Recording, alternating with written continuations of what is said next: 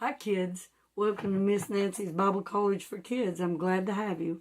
We're on the third story, and it's stories today in the Scary Stories Through the Bible.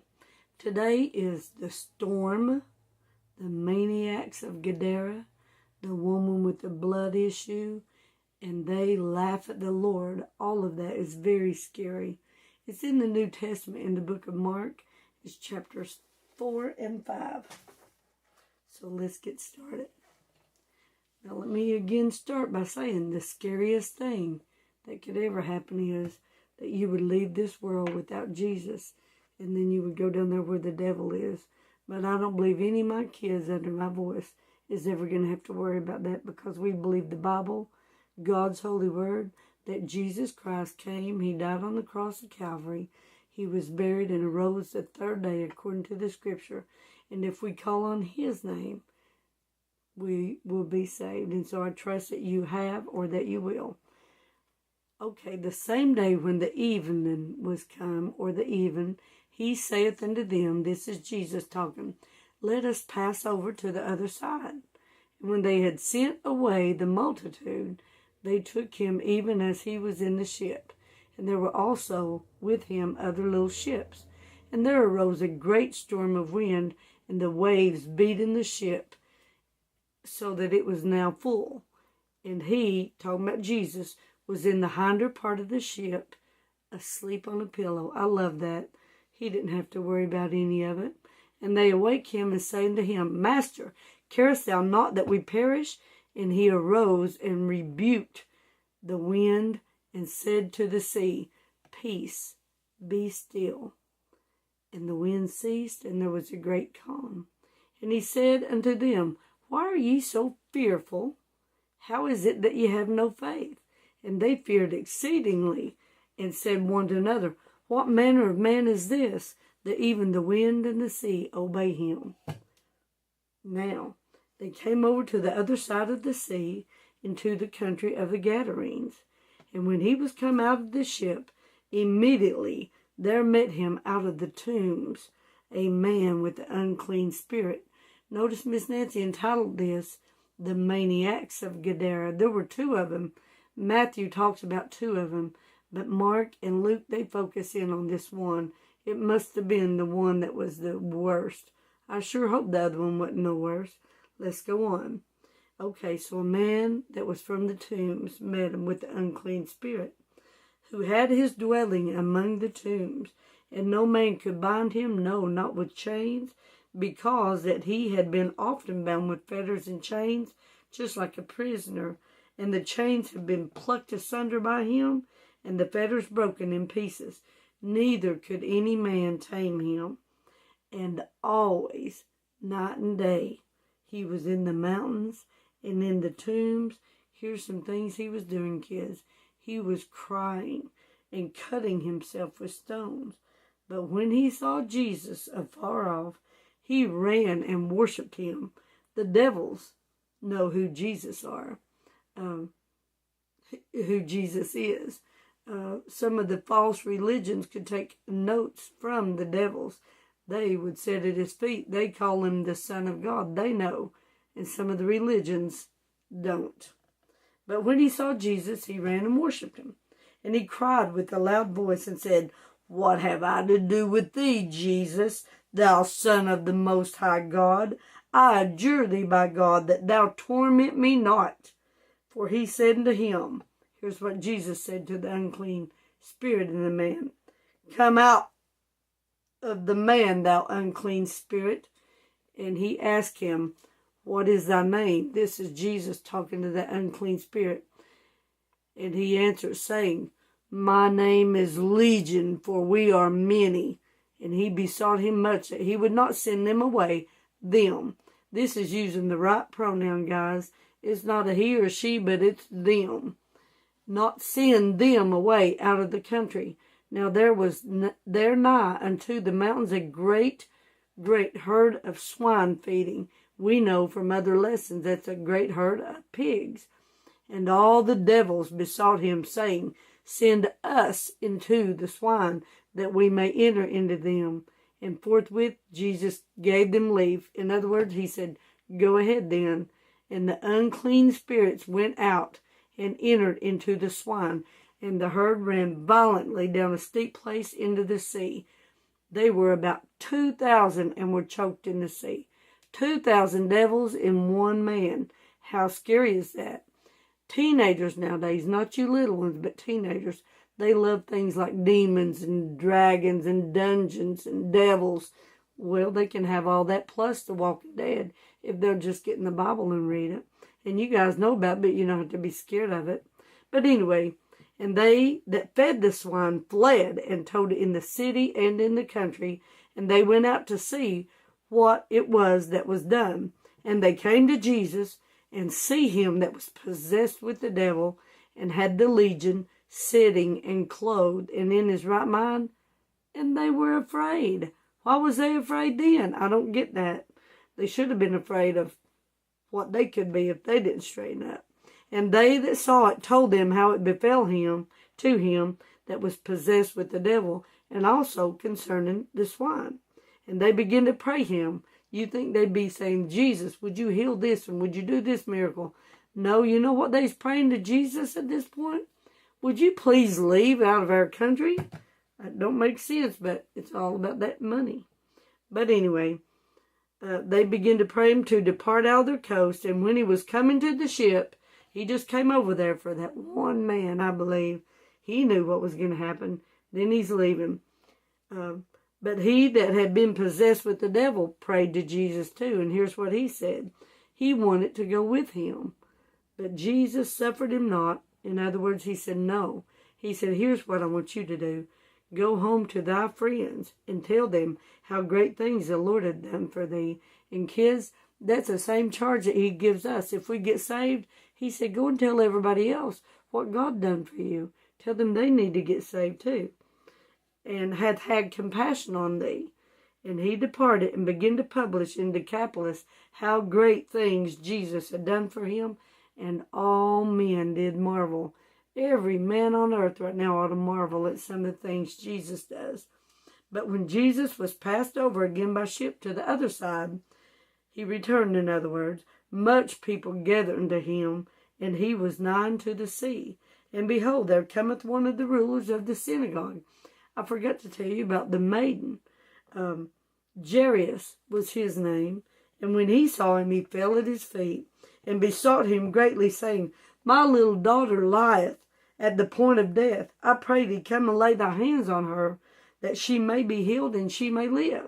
And Jesus went with him, and much people followed him and thronged him. And a certain woman which had an issue of blood for 12 years, and had suffered many things of many physicians, and had spent all that she had, and was nothing better, but rather grew worse.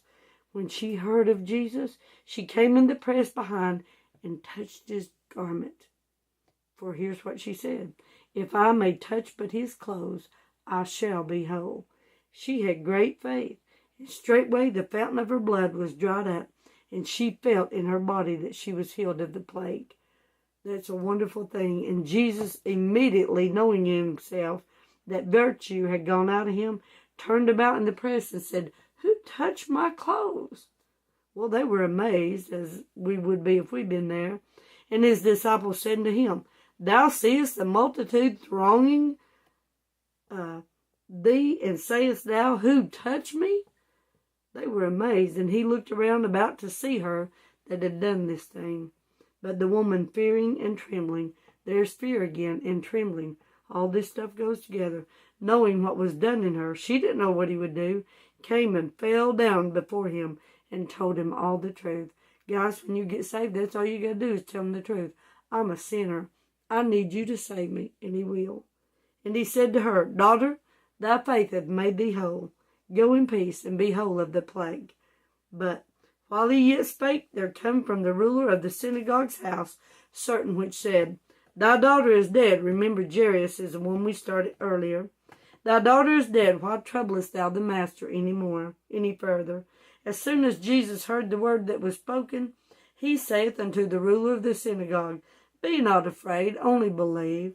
And he suffered no man to follow him, except Peter, James, and John, the brother of James. And he cometh to the house of the ruler of the synagogue, and seeth the tumult, and them that wept and wailed greatly. And when he was come in, he saith unto them, Why makest ye this ado, and weep? The damsel is not dead, she sleepeth. Here's what they did to the Lord. This is scary. And they laughed the Lord to scorn. But when he had put them all out, I can only imagine how mad he was, or how frustrated, could have been some of both. He taketh the father and the mother of the damsel, and them that were with him, and entered in where the damsel was lying. And he took the damsel by the hand, and said to her, Talitha cumi, which is, being interpreted, Damsel, I say unto thee, arise. And straightway the damsel arose and walked, for she was the age of 12 years. And I thought about this. That woman in this story, she'd had a blood issue for 12 years. This little girl was born about the time her trouble started. And they were astonished with a great astonishment. And I thought about this. Nosy Nancy shows up every time. I wonder about those that were with great astonishment, what they did after that. Did they follow Jesus? Did they continue to believe, or did they still laugh at him? I don't know. He charged them straitly that no man should know it, and commanded that they should be given her something to eat. So I hope you guys like this story. I know I do. It's scary and it's exciting, but it's also sad for the people. But Miss Nancy always wants to know, what happened to this little girl? What happened to this woman? What happened to this man? The maniac, the woman with blood, the little girl. I hope they lived their life following Jesus and telling everybody what he had done for them, and I hope you guys do too. Okay, let's get started. What time of the day did they set sail over the sea? It was in the evening, wasn't it? And what happened in the middle of the sea? A great storm came. What was Jesus doing? Sleeping in the hinder part of the boat on a pillow. I love that part. The great storm came, the waves beat, and the ship was full of water. And when the disciples woke Jesus, what did he do? He went out to the waves and the wind, and he said, Peace, be still. And what did they do? They did what he told them. When they came to the other side, who or what met them there immediately? A man from the tombs. Two, really, but we're going to talk about the one. What was some things about this man that you remember? He had chains and fetters on him. No man could tame him. They would lock him up with that chain and that fetter and them cuffs and everything. He'd just break them like it was a string. And he spent all of his time, day and night, in the tombs, and he would cut himself with rocks. So we call that the Maniacs of Gadara. And when he saw Jesus, what did he do? He ran and fell down and worshipped him. He knew who he was. The devils all know. But I wonder about, like the Catholics or the JWs, do they know who he is? Because they don't call him the Son of God. Anyway, just threw that in there. What did he cry with a loud voice? What did this maniac cry? Jesus, thou Son of the Most High God, I adjure thee by God that thou tormentest us not. What did Jesus speak? He said, Come out of the man, thou unclean spirit. And what did Jesus ask? I love this part. Nosy Nancy got the answer this time. He said, What is your name? What did the person inside the person say? The evil spirit, I mean. He said, My name is Legion, for we are many. We'll go on to talk about how many. But what did the unclean spirit want Jesus to do for him? He said, Don't drive us out of this country. He said, There's a herd of hog right over there. Can we go them? What did Jesus do? He gave them liberty. He said, Go. So they did, but what happened to the herd of swine? They ran violently. That means they did it. They was probably running over each other, climbing over each other to jump in that sea. And then there they drowned. Anyway, what did the people that kept the herd of swine do? They went into the city and into the country. And I thought about this. if they went and told everybody what happened, why don't us, the children of God, go tell everybody what happened to us? We're failing. We're failing. We surely are. Anyway, how did the people that come to find out what all was happening, what did they pray for Jesus to do? They prayed for him to leave their country, didn't they? But when they saw this man that the demons had come out of, the devils, what did they do? They saw him sitting there, cleaned up, in clothes, because he had ran around naked. I didn't tell you that was in the other gospel, but anyway, he was clothed in his right mind. He was sitting there by Jesus. They were scared. I don't get that part, but anyway, that's what it says. But what, I lost my place, I'm sorry. Oh, the man, what did the man pray that the devils had come out of? He said, please, Jesus, may I go with you? What was the answer? He said, no. He said, go back to your friends, your loved ones, tell them all the things that happened to you. So he did. Now, to go on, what was the man's name that had a daughter that was in trouble? Jairus. How old was his daughter? 12. And what was wrong with his daughter? She was sick and she was going to die, wasn't she? But then there shows up this woman. What was the problem with this woman? She had an issue of blood. How long did she have it? 12 years, as long as this little girl had been living. They didn't know about each other, but two different stories. But I found that very interesting. But the woman, what did she think to herself? She said, if I could just touch the hem of his garment, I'd be healed of this. She had great faith. And when Jesus turned around, what did he say? He said, who touched me? Did the disciples and the people with him understand this? No, they did not. They said to him, look around you. There is everybody thronging us. And you say, who touched me? But why did Jesus know somebody had touched him special? Because virtue went out of him. Virtue's something good, probably healing powers. But anyway, he said, because of your faith, you can be made whole. But when the servants of the high place come, what did they announce? They said, your daughter is dead. Why bother you the master anymore? But did Jesus, what did he say?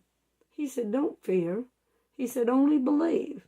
And then when he got there and he went in, he was telling him, he said, don't be so sad, because they was weeping and wailing bad. He said, she's not dead. She's just asleep. What was their reaction? This is probably the scariest part to me. They laughed Jesus to scorn. So he put them all out of that place, except who? The mom and dad and the three men with them. And what was their names? Peter, James, and John. And when he spoke to her, he said, get up. What did she do? She got up, didn't she? Yes. So I wonder what they did. I wonder what you guys are going to do. I know what I'm going to do. I hope I stay in the fight and keep fighting and keep telling kids about Jesus and keep winning souls. Thanks for tuning in. I'll see you next time.